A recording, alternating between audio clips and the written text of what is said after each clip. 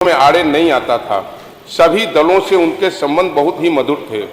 उनके व्यक्तित्व की ये खूबी थी कि राजनीतिक मतभेदों के बावजूद वो अपने विरोधी नेताओं के बीच भी बहुत लोकप्रिय थे। उनकी आत्मीयता जितनी मित्रों और सहयोगियों के प्रति थी, उतनी अपने कार्यकर्ताओं और सामान्य मतदाताओं और अपने सभी नेताओं के प्रति भी थी। वर्ष 1992 में उन्होंने डॉक्टर राम मनोहर लोहिया की प्रेरणा से समाजवादी पार्टी की स्थापना की और पार्टी के माध्यम से समाजवादी आंदोलन को पुनर्जीवित किया। सामाजिक न्याय और संवैधानिक मूल्यों की लड़ाई लड़ी। भारतीय संस्कृति युवाओं, किसानों, अल्पसंख्यकों, श्रमिकों, शोषितों एवं पीड़ित वर्गों के लिए अनवरत संघर्ष करते रहे। उनका स्नेह और आशीर्वाद पार्टी के प्रत्येक कार्यकर्ता और क्षेत्र की जनता को सामान्य रूप से मिलता रहा। नेताजी के रूप में वो पहले व्यक्ति थे जो नेताजी सुभाष चंद्र बोस के बाद पूरे देश में किसी को नेताजी के नाम से नवाजा गया। नेताजी के रूप में प्रत्येक कार्यकर्ता के हृदय में आज भी बसे हुए हैं। समाजवादी पार्टी के नेता एवं संरक्षक के रूप में उनका आशीर्वाद मुझे सदैव प्राप्त होता रहा। उनका एक लंबा सामाजिक और राजनीतिक जीवन मेरे लिए प्रेरणा और मार्गदर्शक का काम करता रहा।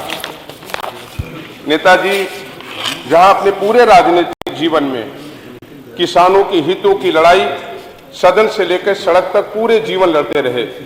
देश में किसानों की स्थिति पर एवं देश की सीमाओं की सुरक्षा के प्रति वो सदैव चिंतित रहते थे। इस संबंध में उन्होंने कई बार देश की लोकसभा में अपनी चिंता और सुझाव दोनों समय समय पर रखा। राष्ट्रीय सुरक्षा, गरीबी, रोजगार और समाज के अंतिम पायदान पर बैठे हुए व्यक्ति को कैसे न्याय मिले, इस पर नेताजी ने सदैव चिंता किया और पदों और दायित्वों पर रहते हुए उस पर काम किया। अपने मुख्यमंत्री काल में बेरोजगारी भत्ता, कन्या विद्याधन जैसी योजनाओं को संचालित करने का काम किया। मैं समझता हूं कि देश में इतने उदारवादी और संवेदनशील ऐसे नेता को हमने खोया है जिन्होंने पूरे जीवन अपने रिश्तों को संजो करके रखा है।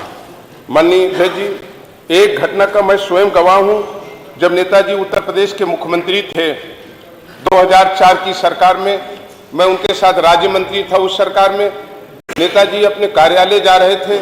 इसी हजरतगंज चौराहे पर माननीय नेताजी जब पहुंचे, उनकी नजर वहां पर खड़े हुए एक कांस्टेबल के ऊपर गई।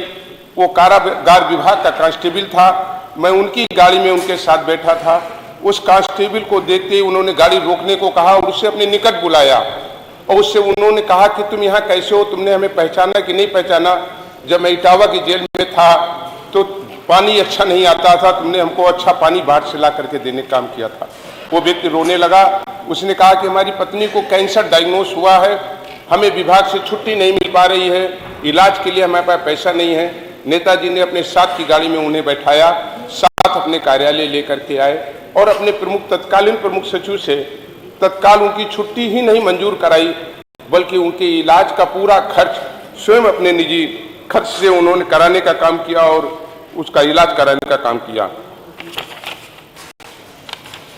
नेताजी सदैव गरीब, कमजोर, असहाय और किसानों के लिए सदैव चिंतित रहते रहे।